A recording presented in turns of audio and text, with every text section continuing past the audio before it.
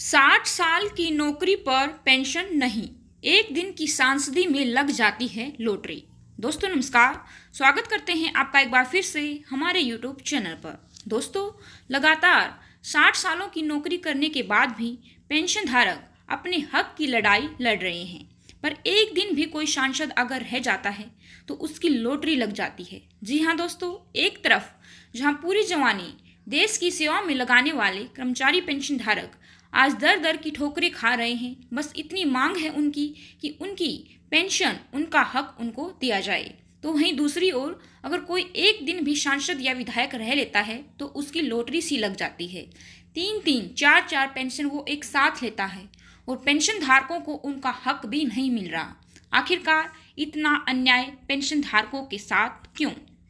पश्चिम बंगाल के स्पीकर हाशिम अब्दुल हलीम ने एक बार कहा था कि जब लोगों के पास खाने के लिए नहीं है तब क्या जनता के प्रतिनिधि को राजा की तरह रहना चाहिए? ये सवाल इसलिए उठता है दोस्तों क्योंकि 1 अप्रैल 2004 से पेंशन बंद हो गई और नई पेंशन प्रणाली में बीमा प्रीमियम की तरह सरकारी कर्मचारियों को खुद अंशदान करना पड़ता है। जितना ज़्यादा अंशदान रिटायरमेंट पर उतनी ही ज़्यादा पेंशन। लंबे समय से पुरानी पेंशन को बहाल करने की मांग उठती रही है।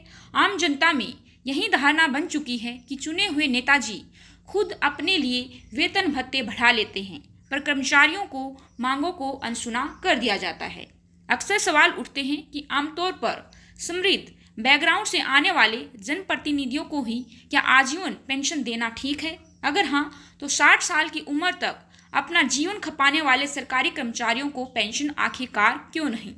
सांसद, विधायकों और आम लोगों में अंतर का अंदाजा इसी बात से लगाया जा सकता है कि कोई अगर एक दिन भी सांसद बन जाता है तो उसकी लॉटरी सी लग जाती है दोस्तों। जी हाँ दोस्तों, उसे जीवन भर 25,000 रुपये तक पेंशन मिलती है। आइए समझते हैं कि नेताजी की पेंशन किस तरीके से तय होती है और किसी विधायक या फिर सांसद को अधिकतम कितनी पेंशन मिलती है। नियम इस तरीके से हैं कि अगर कोई नेता पूर्व सांसद या विधायक की पेंशन ले रहा है और फिर से वो मंत्री बन जाता है तो उसे मंत्री के वेतन के साथ ही पेंशन भी मिलती है। सांसदों और विधायकों को डबल पेंशन लेने का हक है। अगर कोई विधायक रह जाता है और बाद में सांसद बन जाए तो उसे दोनों की पेंशन मिलती है दोस्तों। पेंशन के लिए कोई न्यूनतम समय सीमा तय नहीं की गई है, यानी कितने भी समय के लिए नेताजी सांसद रहे हों, पेंशन पाने के वो हकदार रहेंगे। मृत्यु होने पर परिवार को आधी पेंशन मिलती है। पूर्व सांसदों का सेकंड एसी रेल का सफर मुफ्त होता है। साल 2010 में महिला आरक्षण बिल के विरोध में लालू प्रसाद यादव संसद की कार्यवाही छोड़कर बाहर आ गए थे। क्यों?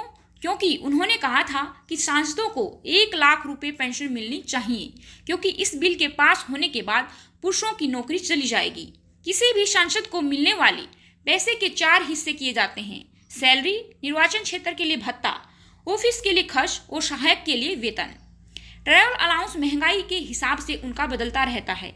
एक वाकया काफी ही चर्चा में रहा था दोस्तों, जब शिमला से तत्कालीन सांसद वीरेंद्र कश्यप ने 3 महीने के लिए ट्रैवल अलाउंस का बिल 20 लाख रुपए लगाया था। जी हाँ दोस्तों, 20 लाख रुपए।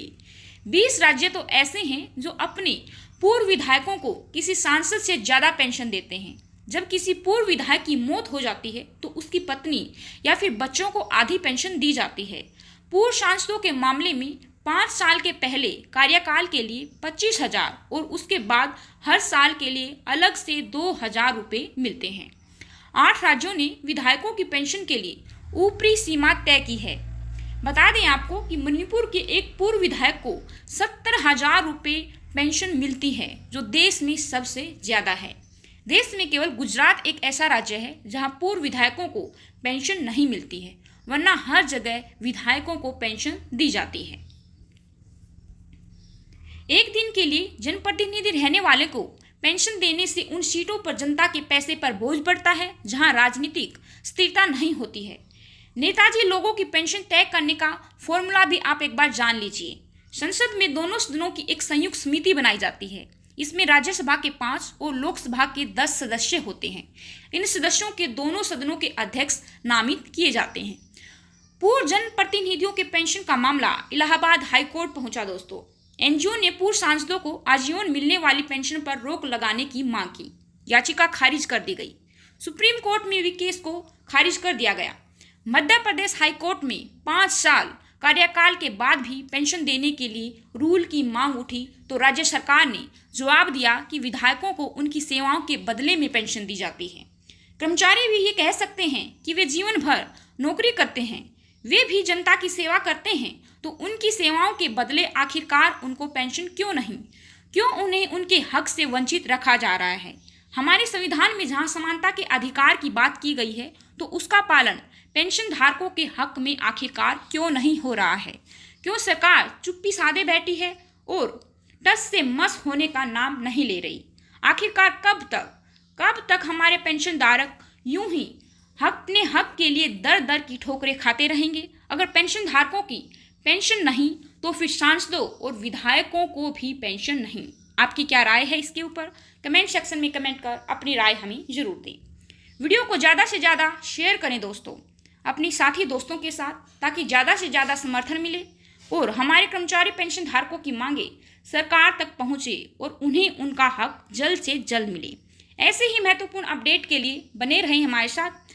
आज की वीडियो में बस इतना ही। जल्द ही हाजिर होंगे एक नई वीडियो के साथ। धन्यवाद। जय हिंद, जय भारत।